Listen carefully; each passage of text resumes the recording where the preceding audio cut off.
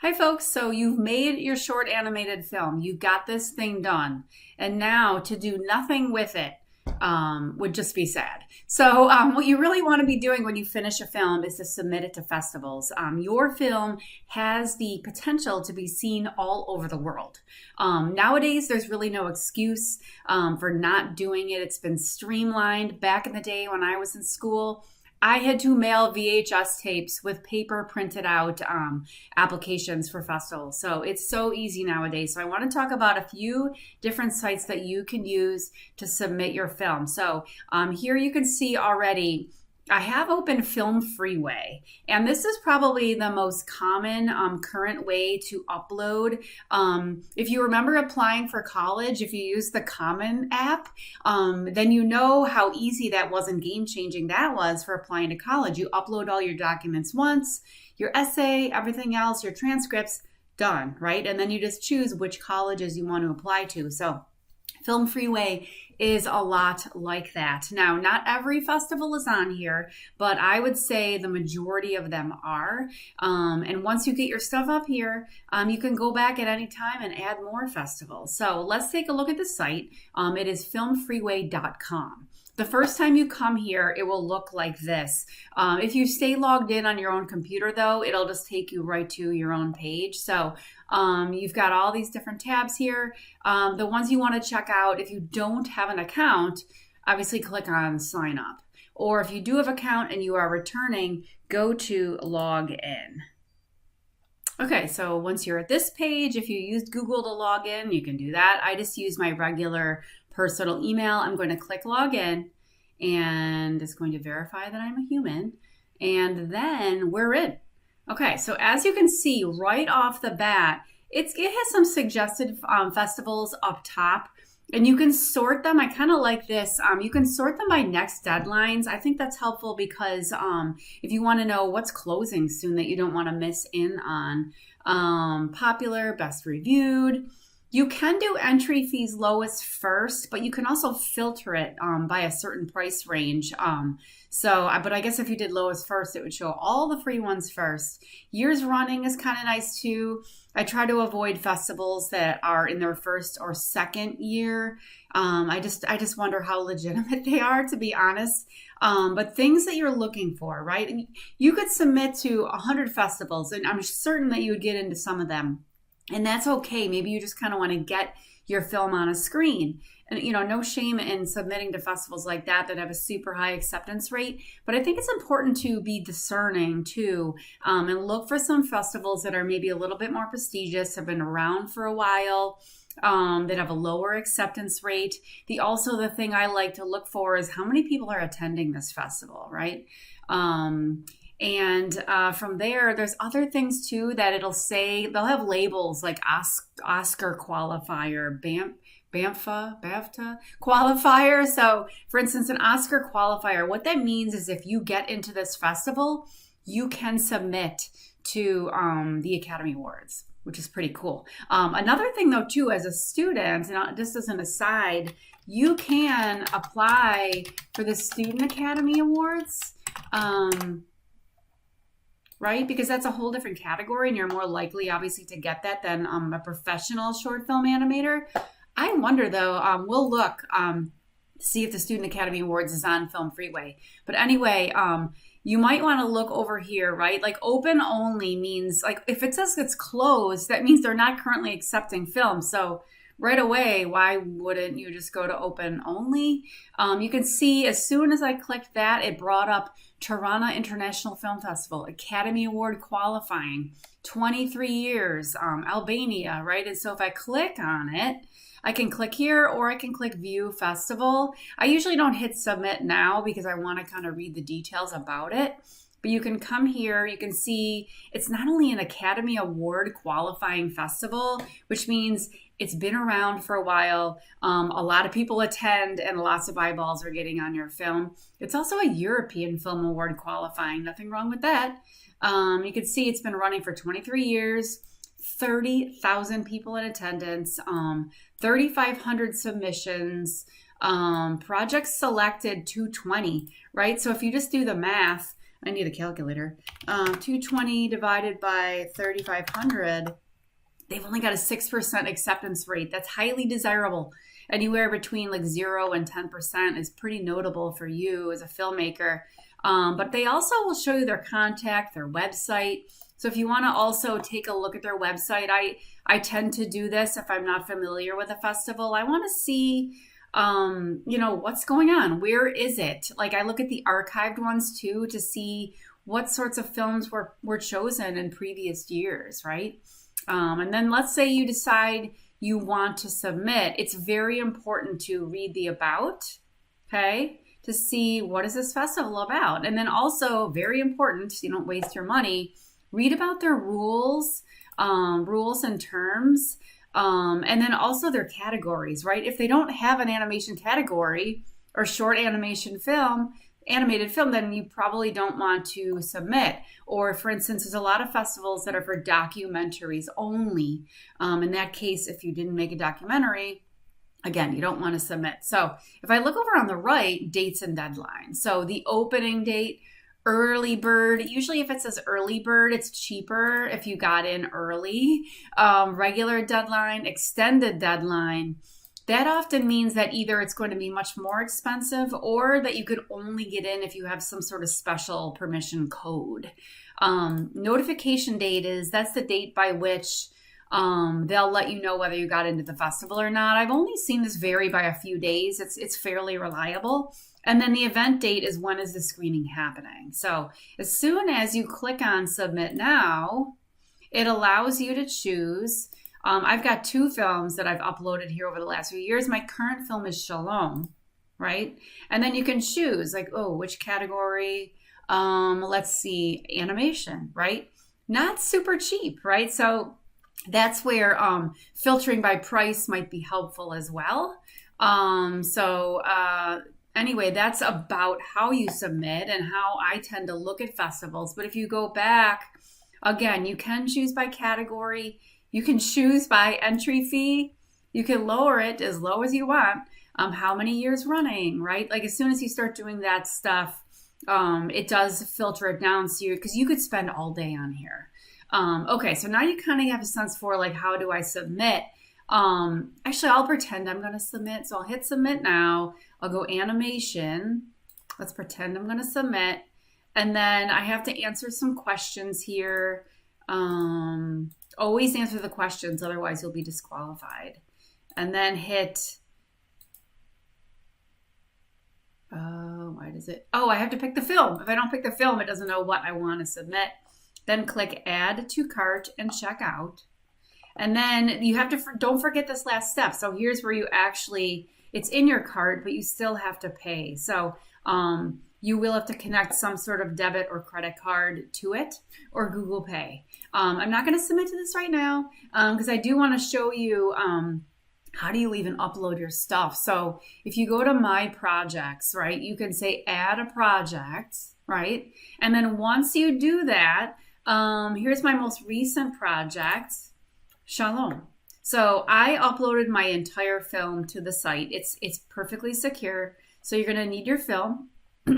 You're going to need a short trailer, okay? My trailer is really short because my film's only a minute long.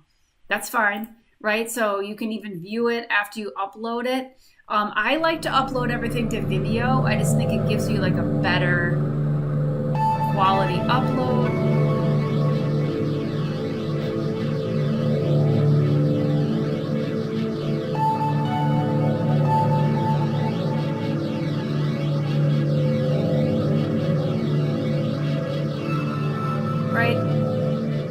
Why did I show that to you?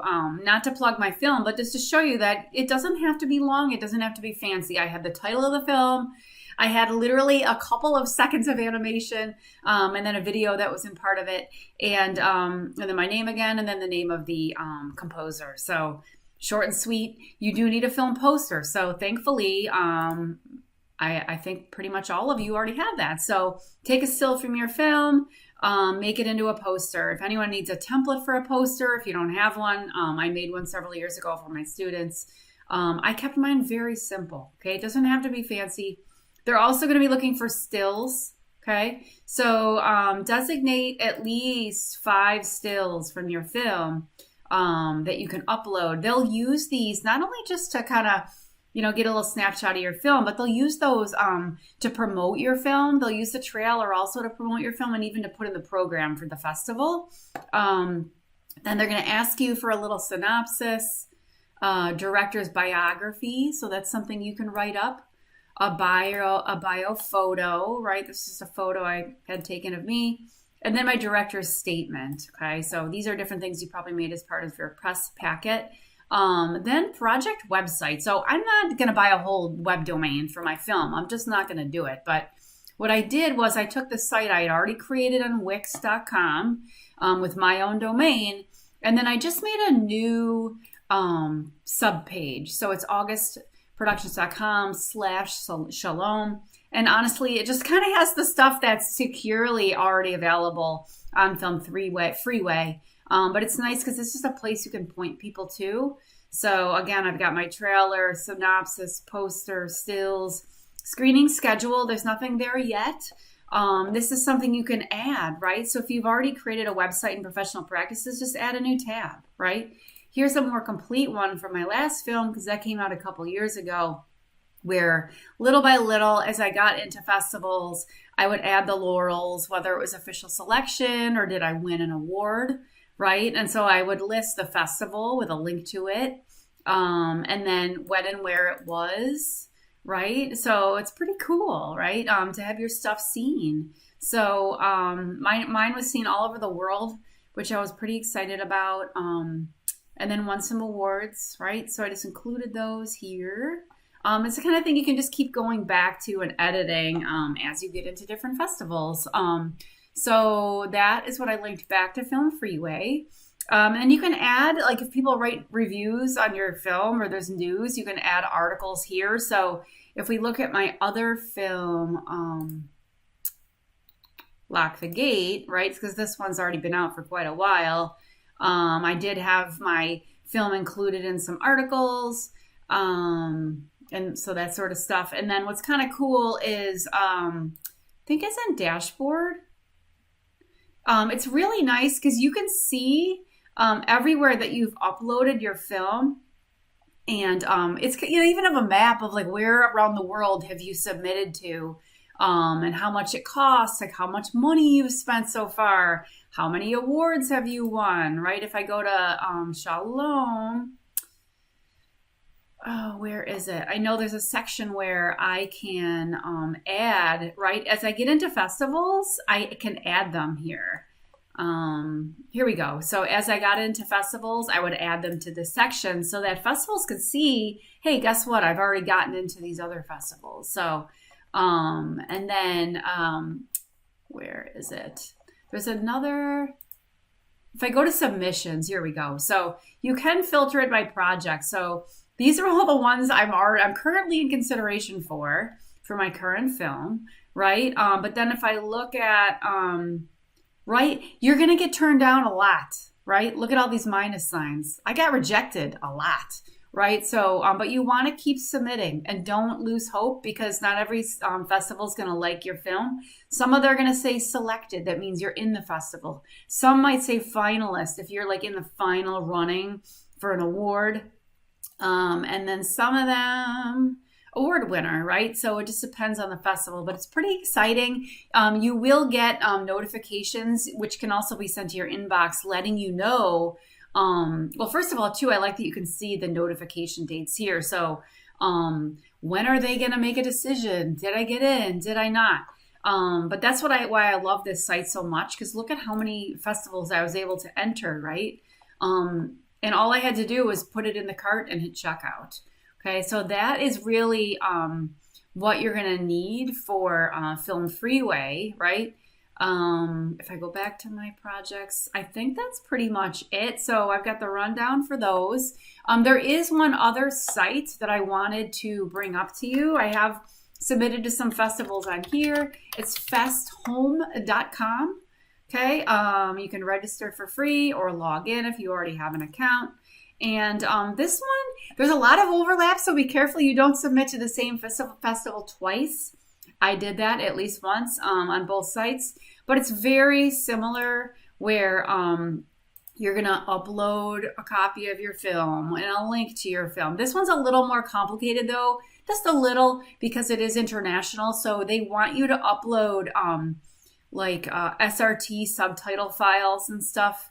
Again, if you need help with this, just let me know. I did have to do this, so I'm happy to kind of walk you through that. I did also for this festival have to create version of my film for Spanish festival. So I had a friend of mine whose native language is Spanish translated for me. So I would strongly recommend you not use Google Translate whenever possible. Do use a reliable source, someone that you know, and then take them out for coffee or something. So it's very similar. Again, I've got all that stuff up here. Every film too will give you a different sort of length for the synopsis, short synopsis, long synopsis, bio. So I actually save all of this, right, in a Word doc. So you can see I've got a whole chart here of like, oh, do I want to submit to this festival? When's the deadline? And, I put here like check back in August, right? Because, I want to submit to this one, but I already passed the deadline, but I could always submit for next year. So I put the price in and then a little check box if I did already submit. So that's pretty much the whole thing. So you need your film. You need to upload it to YouTube or Vimeo. If you've never used Vimeo.com, what I really like about Vimeo let's go to it. So Vimeo.com. So why do I prefer this? It's a little more curated. There's not as much garbage. You can still have a free account. And then on here, you can also pay for a password protected video. So I do have a paid account on here, but you can do a free account too. But what you want to do, so the plus to this is that I can have a password on it. I can also replace the video. So YouTube only lets you delete the video and put a new one up there. So this is nice because if anyone downloaded the link, it stays the same. The plus to YouTube though is the fact that you can list your film, you can have your film as unlisted, right? So I use that for class, like when I record class, so that to keep it confidential. But you can have it as public or you can have it as unlisted, so that unless someone has the link, they can't see it, okay? If you have more questions about that, feel free to ask me too. But I think that's pretty much it, okay? All right, see you later.